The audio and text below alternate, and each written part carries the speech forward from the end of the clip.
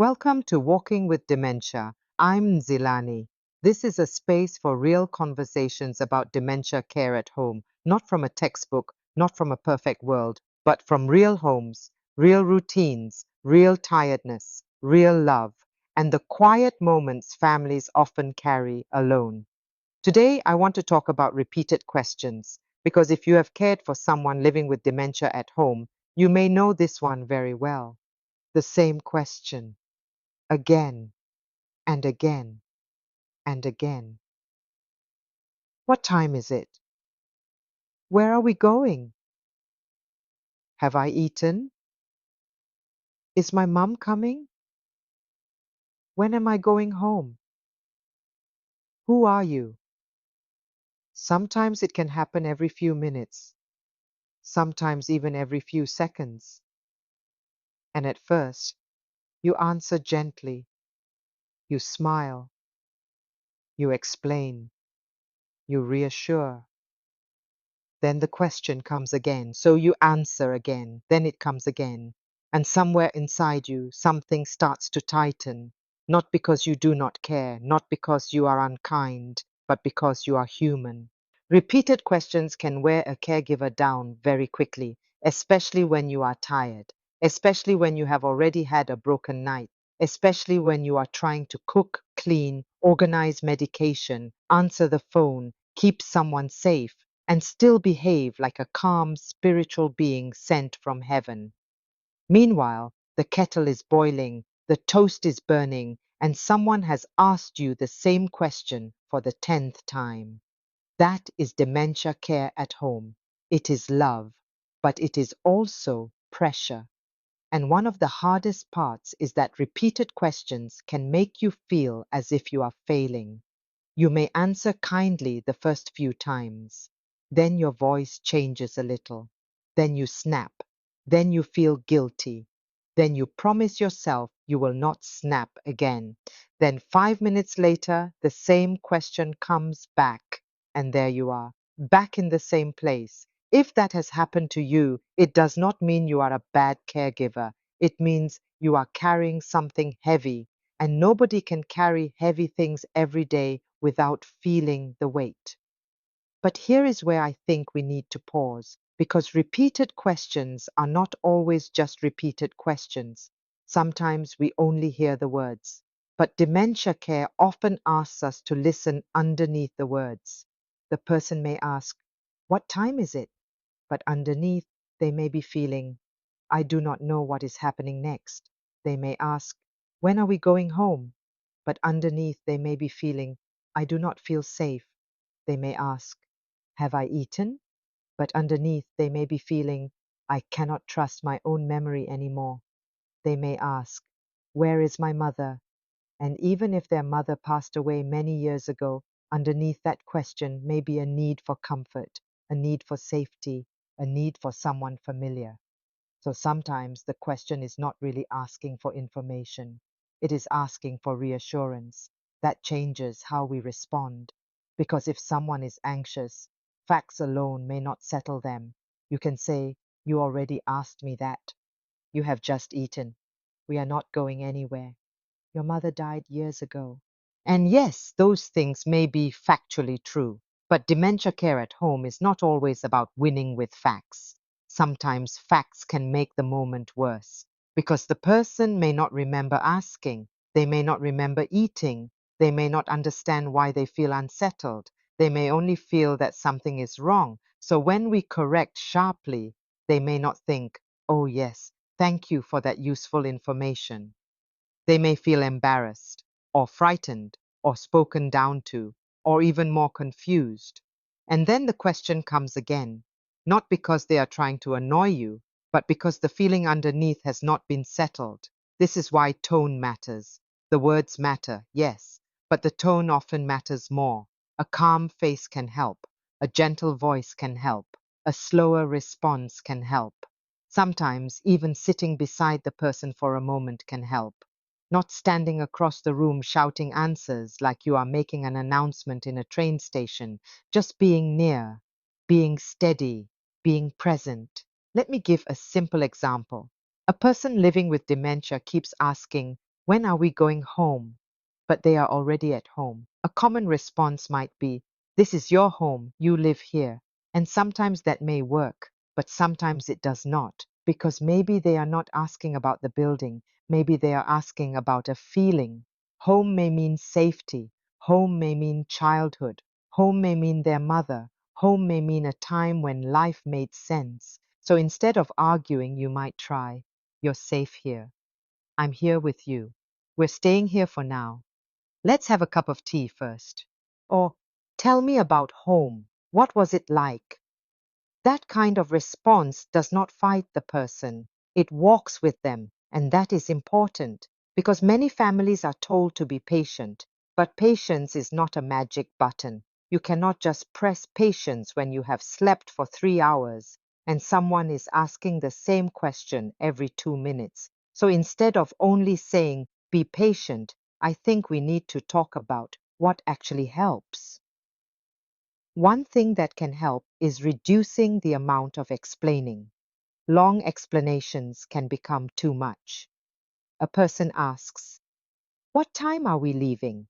And we say, we are leaving at 2:30 because your appointment is at 3 and your daughter is coming after lunch. And then we have to make sure we take your coat because it might rain. That may be clear to us.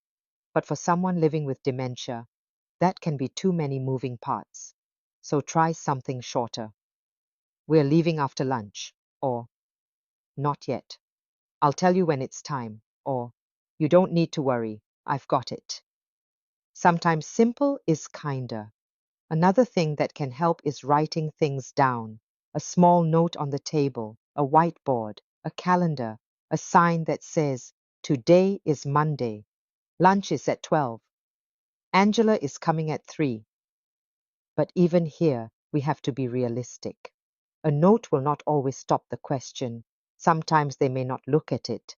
Sometimes they may read it and still ask.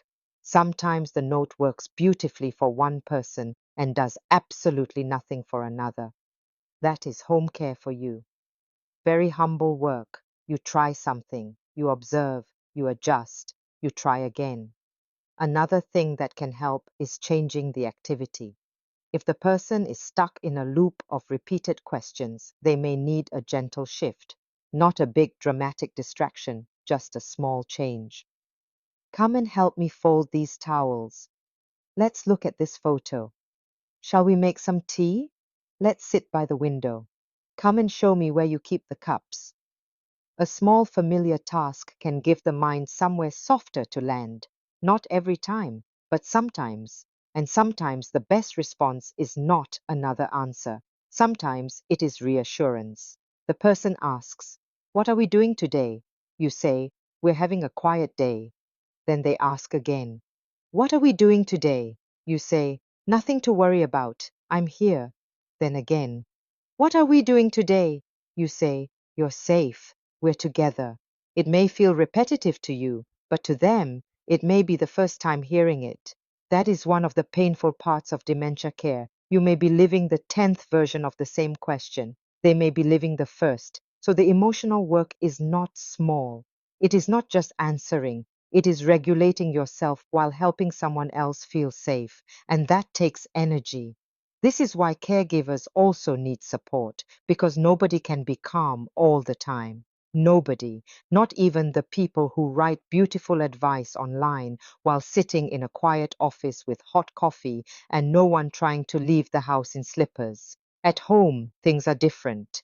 You may be trying to protect someone's dignity while also protecting your own sanity. So please hear this clearly. If repeated questions irritate you, you are not cruel. If you sometimes lose patience, you are not heartless. If you need to step away for a minute, you are not abandoning them. You are human. And sometimes the best thing you can do is pause, take a breath, lower your shoulders, say less, use a softer tone, and begin again. Not perfectly, just better than the last moment. One small phrase I find helpful is, answer the feeling, not just the question. If the feeling is fear, answer with safety. If the feeling is confusion, answer with simplicity. If the feeling is loneliness, answer with presence. If the feeling is uncertainty, answer with reassurance. Because sometimes the repeated question is like a knock on the door, and the person keeps knocking because nobody has opened the door underneath. So when someone asks the same thing again and again, try asking yourself quietly, what might they be feeling right now? Not to excuse everything, not to pretend it is easy, but to help you choose a response that has a better chance of settling the moment. Dementia care at home is not about perfect words.